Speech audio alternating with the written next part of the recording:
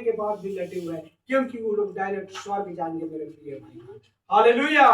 और उनके पास में जब तक धन दौलत है, संपत्ति है, तब तक ही इसी संसार में वो मौज मस्ती कर सकता है मेरे प्रिय भाई।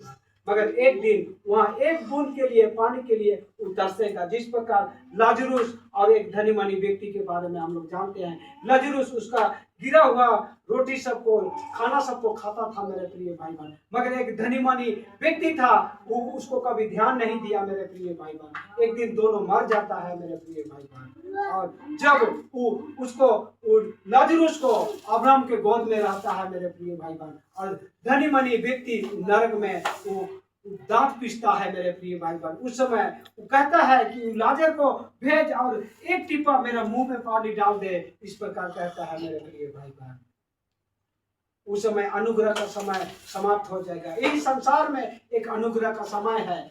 परमेश्वर हमको अनुग्रह का समय दिया है मेरे प्रिय भाई बहन। इस संसार में, इस दुनिया में हम पाप करते हैं, हम डायरेक्ट क्यों कुछ नहीं होते हैं मेरे प्रिय भाई बहन। आज अनुग्रह का समय है, पाप करते हैं, झूठ बोलते हैं, फिर भी हम कुछ नहीं होते हैं, क्योंकि आज परमेश्वर हमारे ऊपर में, आपके ऊपर में अनुग्रह दिया है मेरे प्रिय भाई बहन। अगर व्यवस्था विवरण में देखेंगे, व्यवस्था समय में अगर झूठ भी बोलता था, याजक भी अगर झूठ भी बोलता था, तो उसको रस्सी बांध के वो लोग अपना जो पूजा पाठ करने के लिए अपने ईश्वर के पास में वो जाता था और वो हिलाता था। अगर वो हिलाना वो बंद कर देता था तो पीछे में रहता था, वो लोग खींच के उसको निकालता था मेरे प्रिय भाई बहन। उस समय 3 महापवित्र जगह होता था मेरे प्रिय भाई बहन, और कोई साधारण व्यक्ति वहां जा नहीं सकता था मेरे प्रिय भाई बहन। वहां परमेश्वर का वास होता था, परमेश्वर का डेरा होता था मेरे प्रिय भाई बहन।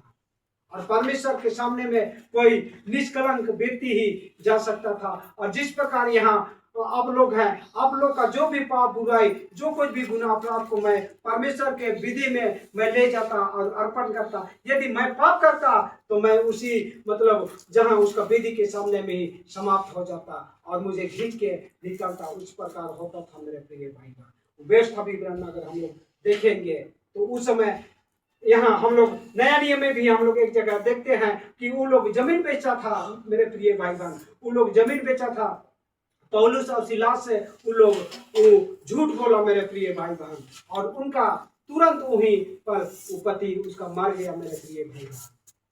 क्योंकि उन दिनों में जो कोई भी कमाता था, जो कोई भी मेहनत करता था, उसका 10वां अंश वो वेदी में चढ़ाता था मेरे प्रिय भाई बहन। वो लोग आधा पैसा को छिपाया और आधा को दिया परमेश्वर, क्योंकि परमेश्वर जानता है, देखता है हमारे पास में कितना है और कितना नहीं है, वो सब चीज को जानता है मेरे प्रिय भाई बहन।